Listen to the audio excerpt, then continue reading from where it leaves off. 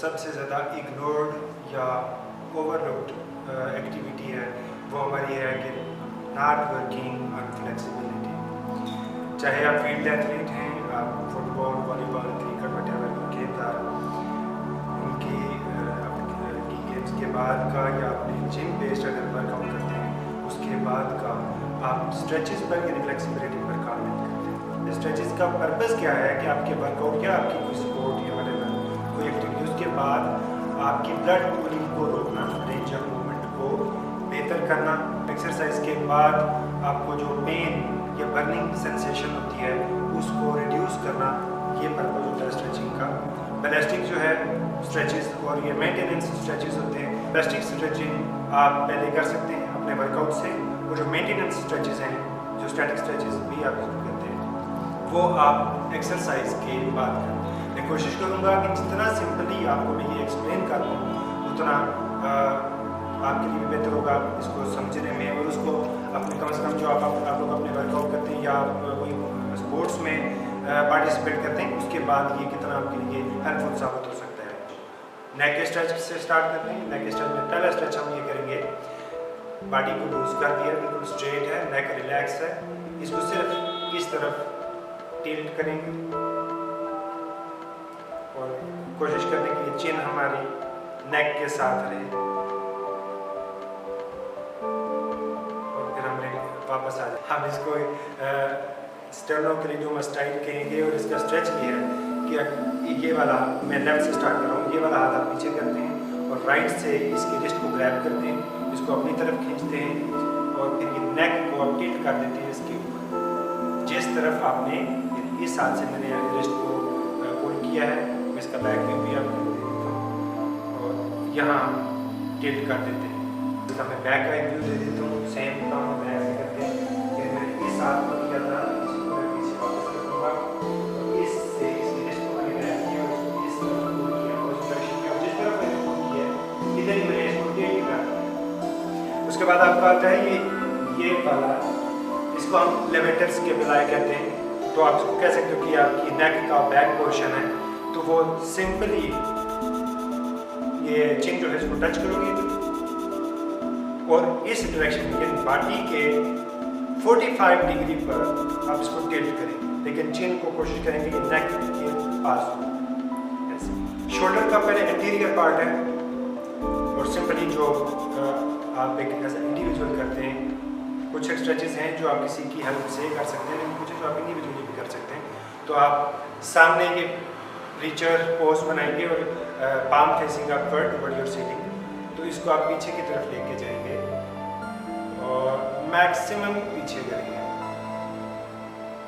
यहाँ पर आप ले जाके, क्योंकि यहाँ पर आपके एंटीरियर पार्ट का प्लस आपकी जो पेक्टोरलिस माइनर है, तो माइनर वाला जो भी इस शक्ल के हैं तो ये स्ट्रेच हो जाते हैं, प्लस शोल्डर का जो एंटीरियर पार्ट है वो स्ट्रेच हो जाता है, तो आपको एक स्ट्रेच में दोनों काम मिल जाते हैं। इसके बाद चेस्ट स्ट्रेच। चेस्ट स्ट्रेच के बहुत सारे ऑप्शन हैं। एक बड़ा इनिशियल बेसिक सा मैं आपको बता रहा हूँ कि आप ये अपनी ये इलियट क्रीस्ट के ऊपर हाथ रखते हैं, ये थंब फेसिंग डाउनवर्ड, और इसको आप पीछे की तरफ एल्बोज को करते हैं। इतना करते हैं कि मिल्क टेंशन फील हो, ये थ्रू आउट आपके स्ट्रेचेस में रहता है। जब आपको लगे कि यहाँ पर टेंशन फील हो रही है तो वहाँ पर आप होल्ड करते हैं for 20 second I would say. इससे आगे आप जितना लेके जा सकते। चेस्ट के स्ट्रेच के लिए आप कोई भी दो ऑब्जेक्ट इस साइड पर लेके भी आप इसको पीछे की तरफ कर सकते हैं, यानी अपनी बॉडी का जो ये वेट है इसको आप आगे की तरफ करें, या कोई ऐसी चीज़ है जैसे आपका एक डोर फ्रेम है तो डोर फ्रेम को भी आप इस साइड पर करके अपनी बॉडी को आगे की तरफ पुश करेंगे तो ये चेस्ट का स्ट्रेच हो जाता है। इसके बाद हम एग्जैक्टली सेम बैक साइड पर करेंगे। शोल्डर का बैक भी है और अपर बैक का पूरा पोर्शन है आपका, उसके लिए आप हाथ को सीधा करते हैं, एल्बो के पास से दूसरे वाले हाथ को टुवर्ड योर चेस्ट पुश करते हैं इस तरह, और आप बिल्कुल सीधे रहेंगे। इसको यहाँ किया, इसको पुश किया, ये तकरीबन आप करेंगे 20 सेकेंड होल्ड रखेंगे, फर्स्ट करें मैं 20 सेकेंड होल्ड रखेंगे और इसको मिला के आपकी अपर बैक और शोल्डर का पोस्टीरियर भी आता है। नेक्स्ट रिस्ट या फोरआर्म के स्ट्रेचेस, ये ज़्यादा इम्पोर्टेंट वो लोगों के लिए भी हैं कि जो ओवरहेड प्रेसेस करते हैं, जैसे स्नैच फीचर या ओवरहेड प्लस है बारबेल से या डंबल से भी है, उसमें चूँकि रिस्ट की स्ट्रेंथनिंग और जो आपके वर्कआउट के बाद की स्ट्रेचेस हैं वो ज़्यादा इम्पोर्टेंट होते हैं। सबसे पहले आप हाथ सिंपली यहाँ रखते हैं, यानी आपकी जो हैंड्स हैं वो अंडर योर शोल्डर होनी चाहिए और आपकी नीज जो है अंडर योर हिप्स होनी चाहिए। ये आपको तकरीबन 90 डिग्री पर मैं कहूँगा, लेकिन अगर नहीं हो सकता तो कम से कम आपकी पोज इस तरह बनाते हैं। और जो आपके रिस्ट का एरिया है इसके गिर्द आपने ऐसे साइकिल बनाना है इसका, यानी मैं बड़ा कर रहा हूँ लेकिन ऐसा होगा नहीं कि आप इस तरह से एक साइकिल बनाएंगे ये वाला। अब मैं सही करके दिखाता हूँ थोड़े से, अपने वेट को पता लगा ये तकरीबन 3 साइकिल इस साइड में, 3 साइकिल इस साइड, यानी आप ऐसे और ऐसे इसको अपने आप ये अगर आप इसको रिवर्स में करेंगे तो जैसे मैंने आपको पहले बताया था कि बिल्कुल आपका बैक स्ट्रेट रहती है, आप ऑलमोस्ट स्ट्रेट रहते हैं और आपने इसमें एक सर्कल, ये सर्कल बहुत बड़ा बनेगा, आपसे बहुत ज़्यादा आप इसमें घूम नहीं सकते, लेकिन आप प्रेशर देके रखेंगे और फिर आप इसको रिवर्स कई बार इस सर्कल से बनाते हैं। नेक्स्ट लोअर बॉडी स्टार्ट करते हैं। तो सबसे पहले हम चूँकि ये स्टैंडिंग पोजीशन है, बैठ के हम बाकी वाली एक्सरसाइज की करेंगे। स्टैंडिंग पोजीशन में ही आप जो हैमस्ट्रिंग का कर सकते हैं स्ट्रेच, वो सिंपल ही है कि एक स्टेप आप फॉरवर्ड लेंगे, छोटा सा काफ़ी छोटा स्टेप है, और जो लेग आपकी फॉरवर्ड है उस पर आप हिंज करते हैं और इस पर को आप बेंड कर सकते हैं। ये अलग का ज़्यादा होता है, ये सिर्फ स्ट्रेट रहनी चाहिए और आपकी बॉडी स्ट्रेट रहनी चाहिए। मैं आपको साइड पर पोज दे देता हूँ, और जो आपके टोज हैं उनके ऊपर आपकी आईज होंगे, आईज ओवर योर टोज। यहाँ आप करते हैं तो आपको हैमस्ट्रिंग का यहाँ अच्छा बड़ा स्ट्रेच मिलता है, यहाँ तकरीबन 20+ सेकंड तक होल्ड कर सकते हैं। तो इसी का अगर मैं आपको साइड व्यू दूँ तो सेम यहाँ खड़े हैं, यहाँ कोई वाला इजी स्टेप एक आप आगे ले रहे हैं और जो लेग आपकी फॉरवर्ड है उसके ऊपर आपने हिंज करना है without bending your back like this.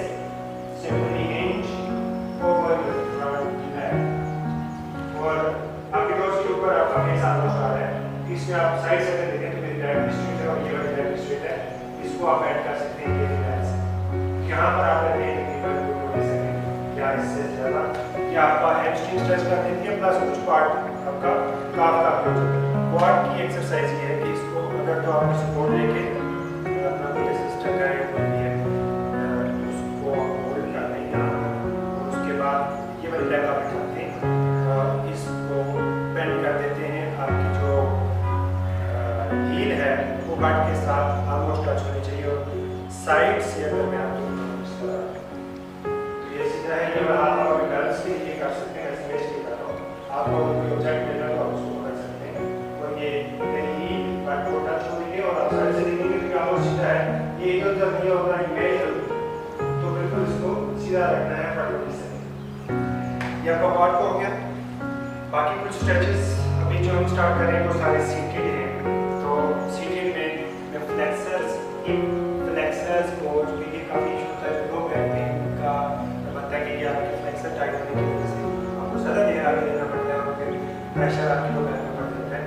और बाकी स्पोर्ट्स में भी ये आपको इम्पोर्टेंट फैक्टर है कि इसको स्ट्रेच करें, क्योंकि मोस्टली हम लोग इस पोजीशन में रिफ्लेक्स पोजीशन में ही रहते हैं, तो इस वजह से ये लोग जो रिफ्लेक्सर्स जो है ये टाइट हो जाते हैं। प्लस जहाँ से ये रिफ्लेक्सर मसल आ रहे हैं वो काफ़ी डीप जाके स्पाइन के साथ लगे हुए रिफ्लेक्सर हैं, तो ये ज़रा और मुश्किल और कॉम्प्लिकेटेड क्रंचेस वाली पोजीशन बना के फिर आप देख रहे हैं तो नी से ये थोड़ा सा आगे की तरफ होंगे, ये 90 डिग्री पर थोड़ा सा आगे और बाकी मेरी बॉडी ऑलमोस्ट सीधी है, बिल्कुल ऐसे जैसे आप लंजेस करते हैं। स्टार्ट करेंगे ये वाली जो आप करंटली देख रहे हैं इससे मेरा थोड़ा सा बाहर है, क्योंकि 90 डिग्री से मैंने थोड़ा सा इसको आगे कर दिया और मैं बात करता हूँ। ये पहले से दो शक्लें मोस्टली जो लंजेस करते हैं लोग या इस तरह का पोज बनाते हैं, वो ये इसको रिलैक्स कर देते हैं, ये करके उनकी आगे कर दे जाती है और फिर वो बहुत दूर तक भी जाते हैं। एक्चुअली वो फ्लेक्सर को कुछ भी नहीं हो रहा होता, शायद क्वाड का कुछ पोर्शन है जिसको वो स्ट्रेच कर सकती है, लेंथन कर सकते हैं, लेकिन इसके लिए आपको जरूरी है कि पहले से आपके पीछे करोगे। अगर आप पहले इसको पोस्टीरियर टिल्ट, अगर हम फिटनेस की उसमें लैंग्वेज में कहें तो पोस्टीरियर टिल्ट करके फिर आपने इसको आगे करना है। बहुत छोटा सा इतना सा रेंज आपको मिलता है कि आप आगे की तरफ जाएं। और यहाँ आप करेंगे तो ये तकरीबन आपके रनिंग का करना है। उसके बाद आप थोड़ा सा रिलैक्स करते हैं, ताकि आपको फिर से पोस्टीरियर टिल्ट करके थोड़ा सा आगे ले जाना है। जब आप करेंगे कि कहाँ तक स्ट्रेच आ रहा है फ्लेक्सर एरिया में प्लस स्क्वाट में, तो आप टाइम पर 20 सेकंड के लिए होल्ड रखें। लोअर बॉडी में जो सबसे इम्पोर्टेंट आपके स्ट्रेचेस हैं वो आपके ग्लूट्स के हैं, तो हम लेग्स स्ट्रेट कर लेते हैं और लेट जाए। इस वाले में फेस को बेंड करके लेफ्ट लेग को बेंड करके राइट ओवर लेफ्ट लेग, ठीक है। ये अगर आप ऐसे करते हैं तो स्टाइल एक्सरसाइज है। उसके बाद आप इसको यहाँ शिन से दोनों हाथों से ग्रैब करेंगे और हेड अपना नीचे फ्लोर के ऊपर रख देंगे, रिलैक्स करेंगे। आप जहाँ से आपने ग्रैब किया है इसको अपनी तरफ पुल करेंगे, यानी टुवर्ड योर चेस्ट। जब आप ऐसा करेंगे ये वाला पोजीशन देख सकते हैं, तो यहाँ से जो ग्लूट्स के मीडियस है वो ज़्यादा स्ट्रेच होते हैं। इस वाली पोजीशन में आपको 20 सेकेंड रहना। नेक्स्ट स्ट्रेच है हमारा एडक्टर्स का। यहाँ पर जो हम स्ट्रेच करेंगे वो मैक्सिमम पॉसिबल जितना आप अपने लेग्स को वाइड कर सकते हैं करेंगे। उसके बाद आप हिंज करेंगे, सिंपल लेग वाइड और हिंज ओवर लेग वाइड। उसके बाद ये हाथ को आप फ्लोर के ऊपर टच करेंगे। डजंट मैटर कि आप इस टाइम में जब आप टच करने वाले हैं तो आपकी राउंडेड बैक है, फ्लैट है, नो मैटर, क्योंकि अगर हिंज करना तो वो यहाँ तक है फर्स्ट स्टेज। नेक्स्ट है कि आप इसको नीचे ले जा सकते हैं और फिर ज़रा उसके लिए आपकी बैक राउंडेड भी हो सकती है या हो सकती है। तो कोशिश करेंगे कि इसको मोस्टली लोग यहाँ तक जाएंगे, फिर यहाँ जाएंगे, फिर यहाँ जाएंगे और फिर इसको जहाँ तक पॉसिबल नहीं जा सकता वहाँ लेके मैं यहाँ रखा हूँ और यहाँ पर आप होल्ड करेंगे। तो आपकी पूरी की एग्रेसिवनेस का मसल होता है कि काफ़ी लंबा सा इधर से चल के ऊपर आ रहा होता है, वो वाजे आप उसको उसका स्ट्रेच और टाइटनेस और पेन फील होता है। लेकिन आप सिर्फ अगर यहाँ भी कर लेते तो आपके बाकी जो ग्रुप है एडक्टर्स का वो भी इसमें से स्ट्रेच होता है। एडक्टर्स का ही एक और स्ट्रेच भी है, अगर वो आपको इजी लगे तो उसमें डीप स्क्वाट। ये स्क्वाट करके एल्बोस को आप या अपने इसकी इन साइड पर रखते हैं, इसको यहाँ पकड़ लें, दोनों हाथों को किसी तरह इकट्ठा कर लें या इस तरह कर लें। आप इसको रिपेल कर रहे हैं, यानी ऊपर की तरफ धक्का देना है नीज को। मैक्सिमम आप यहाँ देके तो रिलैक्स कर लें और कुछ इंचेस आप डाउन यानी सिट डाउन भी कर सकते हैं। और अगर पॉसिबल ये रहेंगे आप 20 सेकेंड आप इसको होल्ड रखेंगे, उसके बाद रिलैक्स कर देंगे। नेक्स्ट स्ट्रेच आपके काफ, और ये इसके भी 4-5 स्ट्रेचेस हैं, लेकिन जो मेजर आप खड़े खड़े कर सकते हैं वो सिंपल ही है जो आपने हैमस्ट्रिंग का किया था उसी तरह इसको भी एक स्टेप है। ये स्टेप थोड़ा सा आपका वाइडर है। वाइड स्टेप पर आपने हैमस्ट्रिंग के लिए इसको स्ट्रेट किया था, लेकिन काफ के लिए बैक को स्ट्रेट करते हैं। पहले वाली बैक लाइन थी मैंने फ्रंट को स्टेप किया है, इसको बेंड कर दिए और इसको मैंने स्ट्रेट रखा है। जितना आप इसको स्ट्रेट रखेंगे उतना आपको इस जगह में टाइटनेस फील होती है, लेकिन मेक श्योर कि आपकी हील जो है वो लिफ्ट ना करे ग्राउंड से। अब उसके बाद एंकल के जॉइंट पर जो 2 स्ट्रेचेस होते हैं, यानी ये भी फ्लेक्शन है लेकिन इसमें प्लांटर और डोर्सिफ्लेक्शन है, या कोई जो फिटनेस के लोग पता होगा, आप सिंपली ये ध्यान में रखें कि आपको 2 तरह से पैर को नीचे और ऊपर करना होता है। आप इसको खड़े खड़े कर सकते हैं, कोई सपोर्ट ले लें और सपोर्ट के बाद आप उसको यहाँ 20 सेकेंड नीचे की तरफ, और जब वो हो जाए 20 सेकेंड ऊपर की तरफ, यानी पैर सीधा है, ये वाली फ्लेक्शन, नीचे वाली फ्लेक्शन पॉसिबिलिटी आपसे जितनी होती है। वह आपकी होल बॉडी के वो स्ट्रेचेस जो आप खुद कर सकते हैं वो मैंने तकरीबन अभी एक्सप्लेन कर दिए हैं। हर मसल के मोर देन 2, 3, 4 स्ट्रेचेस हैं, उसकी डायरेक्शन डिफरेंट है, या आप अपने जो कोचेस होते हैं स्ट्रेचेस भी कुछ कराते हैं, डेवलपमेंटल कराते हैं, PNF स्ट्रेचिंग कराते हैं। स्ट्रेचिंग की बहुत सारी टाइप्स हैं, लेकिन ये जो बेसिक है, जनरल है, ये कम से कम आप अपनी एक्टिविटी, चाहे आप स्पोर्ट्स करते हैं या आप जिम बेस्ड कोई वर्कआउट करते हैं, उसमें ये चीज़ें आप ऐड करें। चाहे आप बहुत बड़ी एज के लिए, हर एज का, बच्चे से लेकर के 80 year and more than that, ये इक्वली इम्पोर्टेंट है, इक्वली बेनिफिशियल। आई होप कि ये वीडियो आपके काम आएंगी। अगर आपको कोई नेक्स्ट क्यूरी या इंक्वायरी होगी रिगार्डिंग स्ट्रेचिंग, फ्लेक्सिबिलिटी, तो आप मुझे कमेंट कर सकते हैं। Thank you.